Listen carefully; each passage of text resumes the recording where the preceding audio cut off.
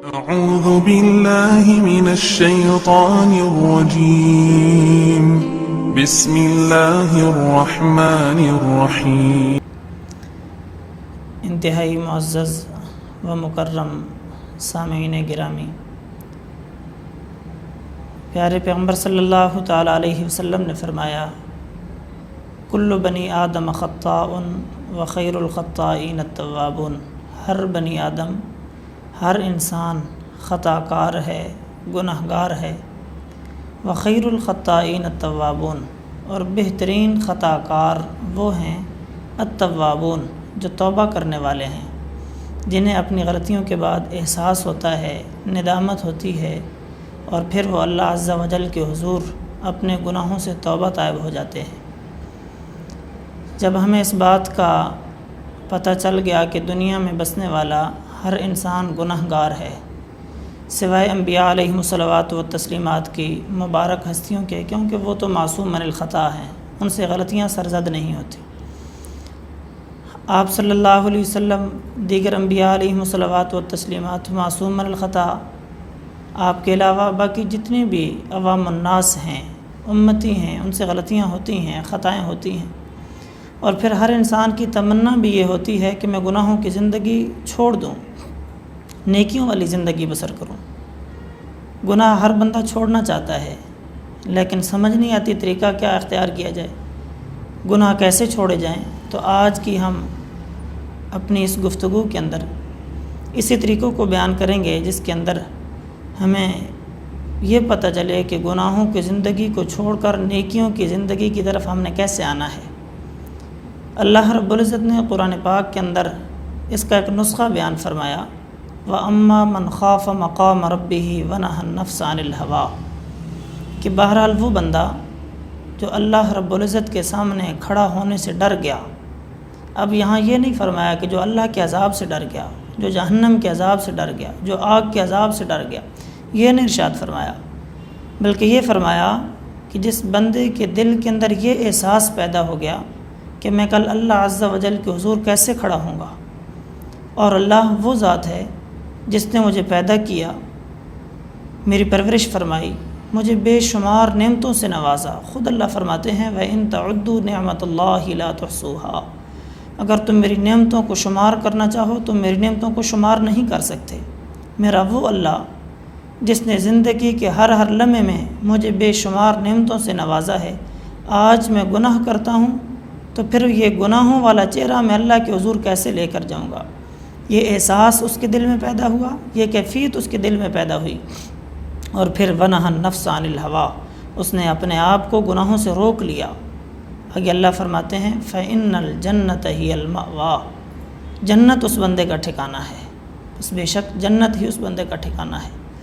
شرط یہ ہے کہ دل کے اندر خوف خدا پیدا ہو جائے، اور گناہوں کے چھوڑنے کا بہترین طریقہ بھی یہ ہے کہ انسان اپنے دل کے اندر اس بات کو بٹھا لے کہ کل میں نے اللہ کے حضور پیش ہونا ہے، میں اللہ کو کیا جواب دوں گا، اللہ عز و جل کی نعمتوں کا صلہ میں نے یہ دیا۔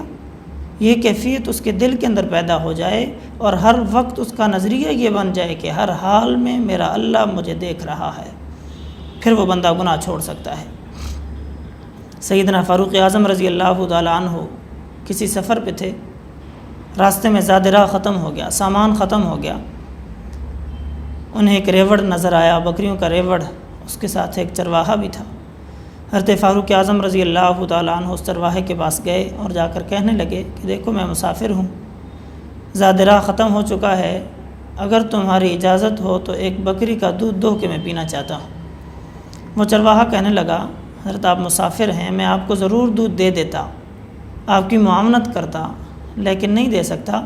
مشکل یہ ہے کہ میں مالک نہیں ہوں، میں نوکر ہوں، میں چرواہا ہوں، مالک اور ہے، اور مالک کے بغیر، کوئی اجازت کے بغیر کسی دوسرے کو چیز دے دینا، شریعت اس چیز کی اجازت نہیں دیتی۔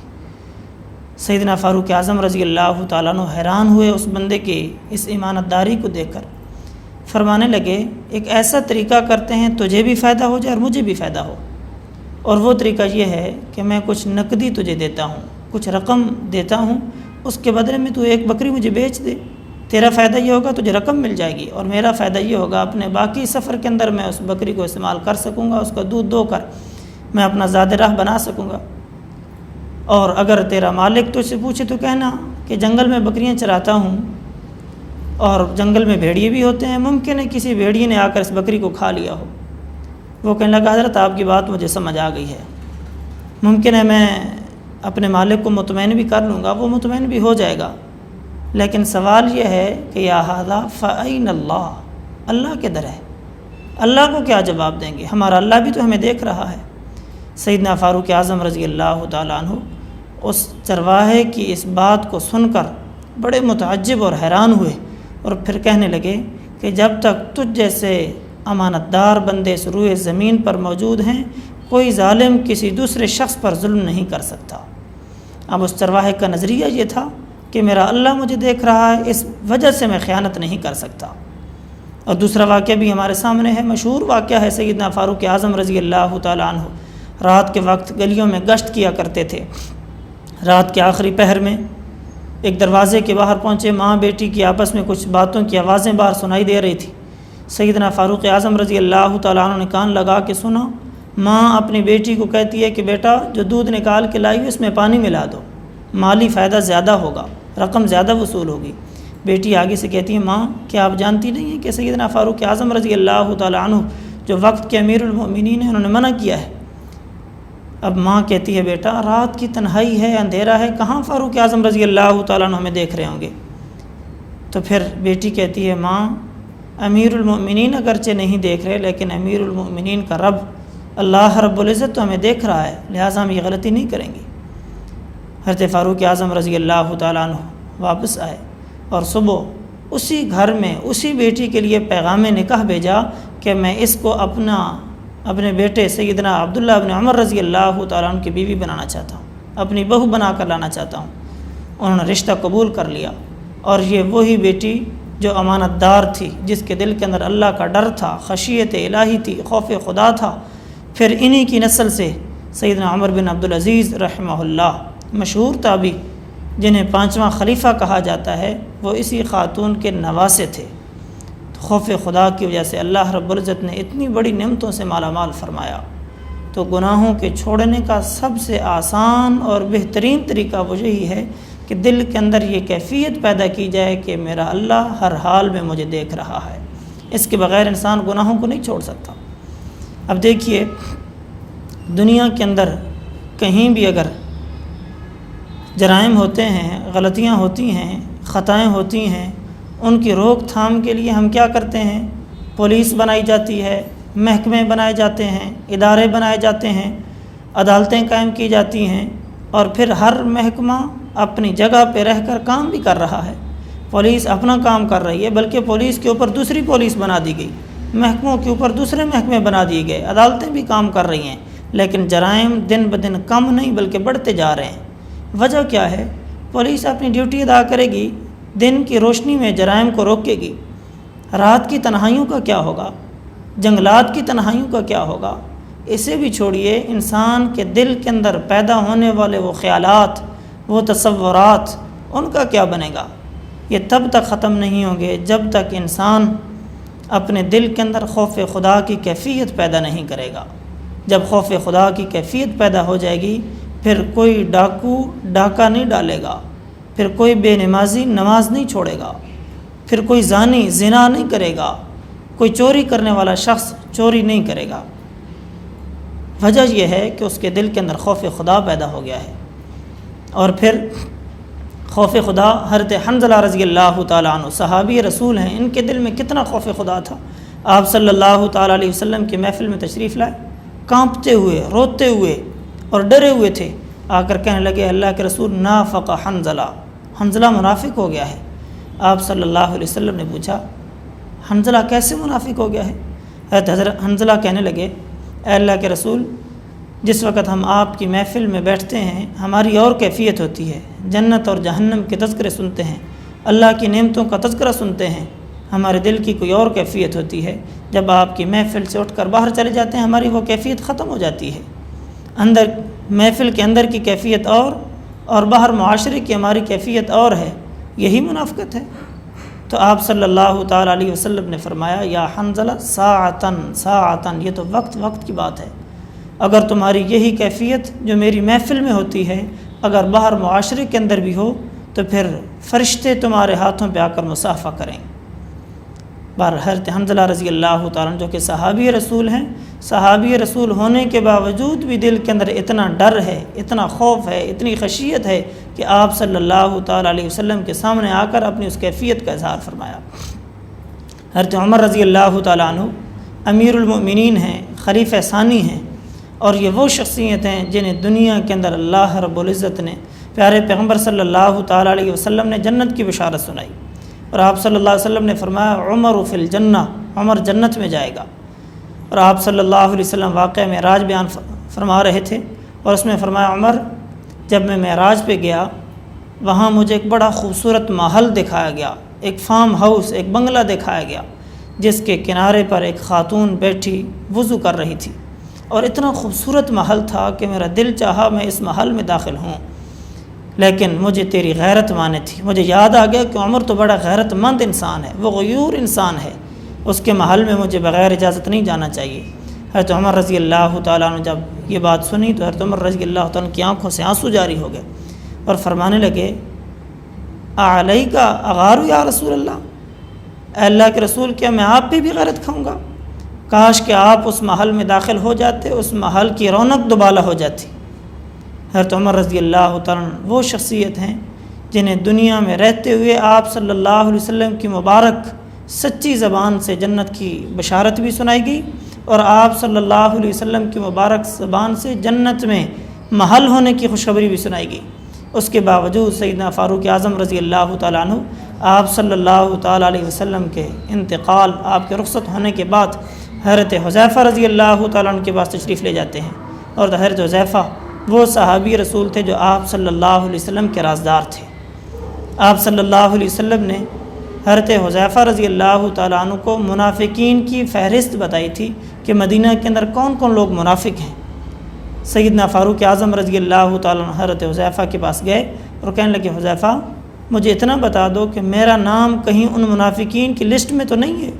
حالانکہ سیدنا فاروق اعظم رضی اللہ تعالیٰ عنہ کو حضرت نبی کریم صلی اللہ تعالیٰ علیہ وسلم کی زبان پر کامل یقین تھا کہ آپ صلی اللہ علیہ وسلم نے جب فرما دیا عمر فی الجنہ، عمر جنت میں جائے گا، تو میں نے ہر حال میں جنت میں جانا ہی جانا ہے، لیکن دل میں یہ بات پیدا ہوتی تھی آپ صلی اللہ علیہ وسلم نے اپنی زندگی میں مجھے یہ بشارت سنائی، آپ صلی اللہ علیہ وسلم کے رخصت ہونے کے بعد ممکن ہے مجھ سے کوئی ایسی غلطی ہوئی ہو، ممکن ہے کوئی ایسی غلطی مجھ سے سرزد ہو گئی ہو کہ میرا انجام کہیں دوسری طرف نہ چلا جائے۔ اس لیے سیدنا فاروق اعظم رضی اللہ تعالیٰ عنہ حضرت حذیفہ سے آ کر پوچھتے تھے حذیفہ مجھے یہ بتا دو کہ کہیں میرا نام ان منافقین کی لسٹ میں تو نہیں ہے۔ اتنا ڈر تھا، اتنا خوف تھا۔ اور ایک آج اس دور کے اندر ہم ہیں، ہم یہ فرق تلاش کرتے ہیں اور اپنے علماء سے پوچھتے ہیں کہ یہ گناہ صغیرہ ہے یا کبیرہ ہے، مطلب گناہ ہم نے کرنا ہے، پوچھتے یہ ہیں کہ یہ گناہ صغیرہ ہے یا کبیرہ ہے۔ ارے مسلمانوں، اس چکر میں ہمیں نہیں پڑنا چاہیے کہ یہ گناہ صغیرہ ہے یا کبیرہ ہے، اس لیے کہ جو صغیرہ گناہ ہوتا ہے یہ چھوٹی چنگاری کی مانند ہوتا ہے، اور کبیرہ گناہ یہ بڑی چنگاری کی مانند ہوتا ہے۔ کبھی کوئی انسان چھوٹی چنگاری کو اپنے بکس اور صندوق کے اندر نہیں رکھتا کہ یہ قیمتی چیز ہے میں اسے سنبھال کے رکھ دوں، اس لیے کہ پتہ ہے یہ سارے کپڑوں کو جلا کے راکھ کر دے گی، ساری چیزوں کو جلا ڈالے گی۔ گناہ صغیرہ ہو یا کبیرہ ہو، انسان کی زندگی پر وہ برا اثر ڈالتا ہے، نقصان کا سبب بنتا ہے یہ۔ اور جس وقت گناہ زیادہ ہو جاتے ہیں انسان کے، پھر پیارے پیغمبر صلی اللہ علیہ وسلم نے فرمایا کہ جس وقت انسان گناہ کرتا ہے، اس گناہ کرنے کی وجہ سے اس کے دل کے اوپر ایک کالے رنگ کا نقطہ لگا دیا جاتا ہے، اگر وہ توبہ کر لے تو اس نقطے کو مٹا دیا جاتا ہے، اگر وہ توبہ نہ کرے وہ نقطہ برقرار رہتا ہے۔ پھر وقت کے ساتھ وہ دوسرا گناہ کرتا ہے، پھر دوسرا نقطہ لگا دیا جاتا ہے، پھر تیسرا نقطہ لگتا ہے، ایک وہ وقت آتا ہے کہ اس کا پورے کا پورا دل سیاہ ہو جاتا ہے، اور جب دل سیاہ ہو جائے پھر اللہ توبہ کی توفیق نہیں دیتے۔ پھر وہی بات ہے ختم اللہ علی قلوبہم وعلی سمعہم وعلی ابصارہم غشاوہ ولہم عذاب عظیم۔ اور پھر جب انسان گناہ کی دلدل میں پھنس جاتا ہے پھر اس کا انجام کیا ہے؟ پھر انجام جہنم کا عذاب ہے، اور جہنم کا عذاب جس کے بارے میں پیارے پیغمبر صلی اللہ تعالیٰ علیہ وسلم نے فرمایا تھا کہ جہنم کا ہلکا ترین عذاب، سب سے کم درجے کا جو عذاب ہے وہ 2 انگارے، 2 کوئلے جو جہنمی آدمی کے پاؤں کے نیچے رکھے جائیں گے، اور اس کی تکلیف اتنی زیادہ ہوگی کہ اس آدمی کا دماغ کھول رہا ہوگا۔ یہ تو سب سے ہلکا عذاب ہے، اس سے بڑے کتنے عذاب ہوں گے؟ الامان والحفیظ انسان کے تصور سے بھی زیادہ ہے، انسان سوچ بھی نہیں سکتا۔ اس لیے مسلمانوں، آج سے یہ عزم کیجئے، آئندہ ہم گناہوں کی زندگی کو چھوڑیں گے۔ اور گناہ چھوٹیں گے کیسے؟ دل کے اندر یہ کیفیت پیدا کرنی ہے کہ ہمارا اللہ ہر حال میں ہمیں دیکھ رہا ہے۔ کسی لمحے ہم اللہ عز و جل کی نظر سے بچ نہیں سکتے، اللہ کی نگاہ سے بچ نہیں سکتے۔ گھر میں ہوں یا بازار میں ہوں، مسجد میں ہوں یا کہیں اور ہوں، کھا پی رہے ہیں، چل پھر رہے ہیں، جس بھی کام میں مصروف ہیں، ہمارا اللہ ہر حال میں ہمیں دیکھ رہا ہے۔ خوف خدا دل میں پیدا ہو، اللہ عز و جل کے بارے میں یہ نظریہ بن جائے کہ ہمارا اللہ ہر حال میں ہمیں دیکھ رہا ہے، پھر انسان گناہوں سے بچ سکتا ہے۔ اور یہ کیفیت کیسے پیدا ہوگی؟ یہ اللہ کا ڈر کیسے پیدا ہوگا؟ تو کبھی تنہائی کے اندر، رات کی تنہائیوں میں جب ہر طرف اندھیرا چھا جائے، اس وقت اپنا انسان محاسبہ کیا کرے اور یہ تصور کرے کہ میں جس معاشرے میں رہتا ہوں، آج میرے کانوں پہ آواز پڑتی ہے کہ فلاں بن فلاں فوت ہو چکا ہے، کل اسی طرح میرا اعلان بھی ہوگا جو دوسرے لوگ سنیں گے کہ فلاں بن فلاں فوت ہو چکا ہے، اس طرح کل میرا اعلان بھی ہوگا جو دوسرے لوگ سنیں گے۔ یہ کیفیت دل میں پیدا کرنی ہے۔ آج میں کسی کے سامنے اپنے کپڑے نہیں اتارتا، تنہائی تلاش کرتا ہوں کپڑے تبدیل کرنے کے لیے، لیکن کل لوگوں کی موجودگی میں میرے کپڑے اتارے جائیں گے، مجھے غسل دیا جائے گا، اور پھر اس کے بعد مجھے وہ لوگ اپنے کندھوں پر اٹھا کر لے کے جائیں گے۔ آج میں اپنے قدموں کے زور پہ چلتا ہوں، کل میرے قدموں میں زور نہیں ہوگا، مجھے لوگ کندھوں پہ اٹھائیں گے۔ آج میں کسی کی نماز جنازہ میں شریک ہوتا ہوں، کل آنے والے وقت میں لوگ میری نماز جنازہ میں شریک ہوں گے۔ آج کسی کو دفن کرنے کے بعد میں اس کے اوپر مٹی ڈالتا ہوں، لیکن کل وہ وقت آئے گا لوگ میرے بدن کے اوپر مٹی ڈال کر مجھے اس قبر کی تنہائی میں، جہاں کوئی بھی نہیں ہوگا سوائے ان میتوں کے جو مجھ سے پہلے دفن ہو چکے، اور کوئی بھی نہیں ہوگا، اور مجھے اکیلا دفن کر کے واپس آ جائیں گے۔ یہ کیفیت دل میں پیدا ہو، جس وقت انسان اس طرح اپنا محاسبہ پیدا کرے گا، اور پھر اس کے بعد یہ سوچے کہ یہ ان ساری منازل سے گزرنے کے بعد، ان سارے مراحل گزرنے کے بعد، پھر وہ وقت آئے گا کہ جب میں نے اپنے رب تعالیٰ کے سامنے کھڑا ہونا ہے تو میں کیا منہ لے کر جاؤں گا۔ پھر وہی آیت ذہن میں آتی ہے، وَأَمَّا مَنْ خَافَ مَقَامَ رَبِّهِ وَنَهَى النَّفْسَ عَنِ الْهَوَىٰ، اور سورہ الرحمن کے اندر اللہ فرماتے ہیں وَلِمَنْ خَافَ مَقَامَ رَبِّهِ جَنَّتَانِ، جو بندہ اللہ رب العزت کے سامنے کھڑا ہونے سے ڈر گیا، اس کے لیے 2 باغات کے سلسلے ہیں۔ لیکن یہ کیفیت پیدا ہو کہ میں نے کل اللہ رب العزت کے سامنے کھڑا ہونا ہے، اور یہ کیفیت پیدا ہونے کے بعد انسان اپنے گناہوں کو چھوڑ دے، نیکیوں والی زندگی کی طرف آ جائے، پھر وہ انسان کامیاب ترین بنے گا۔ تو مسلمانوں، آج کی اس پوری گفتگو کا خلاصہ یہ ہے کہ ہر انسان گناہ گار ہے، خطا کار ہے، سیاہ کار ہے۔ اب سوچنا یہ ہے کہ ہم اس گناہوں والی زندگی سے کیسے نکلیں گے۔ آسان ترین طریقہ یہ ہے کہ اپنے دل کے اندر یہ کیفیت پیدا کریں کہ کل ہم اللہ عز و جل کے سامنے پیش ہوں گے۔ آج ہم کسی بچے کے سامنے گناہ نہیں کرتے، لیکن کل ہماری یہ پوری کارگزاری، پوری ویڈیو پوری کائنات کے سامنے چلے گی، پھر ہم کیا کریں گے؟ اللہ کو کیا جواب دیں گے؟ لوگوں کے سامنے ہماری وہ کیفیت ہوگی، کتنی ہمیں شرمندگی ہوگی۔ یہ کیفیت دل میں پیدا کریں، اور یہ کیفیت دل میں کیسے پیدا ہوگی؟ محاسبہ نفس، اپنا محاسبہ کر کے آج مجھ سے اتنے گناہ ہو گئے، لیکن کل میں یہ گناہ نہیں کروں گا۔ جب یہ کیفیت پیدا ہوگی، پھر اللہ عز و جل سے ہم قوی یقین رکھتے ہیں کہ اللہ ہمیں نیکیوں کی طرف راغب فرمائے گا۔ دعا ہے کہ اللہ عز و جل ہمیں عمل پیرا ہونے کی توفیق نصیب فرمائے۔ وآخر دعوانا الحمدللہ رب العالمین۔